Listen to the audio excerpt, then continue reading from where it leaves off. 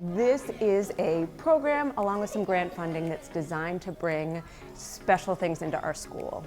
The projects are not meant to duplicate our typical programming. It's not about core instruction. It's not even about stretch learning. These are just meant to fund special projects, like I said, that make our schools a special place. The idea, it comes from actually a fund that my family set up in honor of my mother, who was a force in our public schools, PTA all the way through. And when she passed, what my father did was set this up so that in her absence, something special could be done for children across the schools in our district. That fund has been set up now for over 2 decades and has brought things like murals to cafeterias, stadium seating in libraries. It's brought playground equipment, all ideas that come from our schools that are designed to, like I said, just make our schools a happier places to be.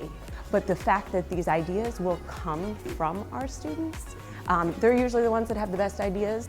It is just so exciting to see the kids come up with these ideas and then watch these ideas come to life. So we picked a sensory path for children to play with during recess because that way children had things to do even when they weren't playing with someone, so they're not bored or not having fun.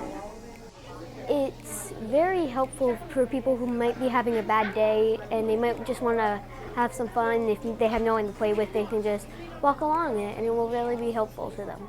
Even our youngest kids can use it because even though they might not use it the correct way, they can always just still have fun and play on it.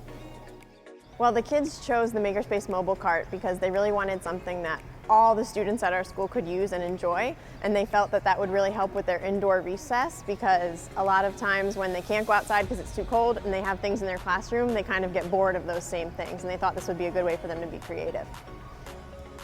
We'd hope to be more creative and have more things to do instead of just sitting inside.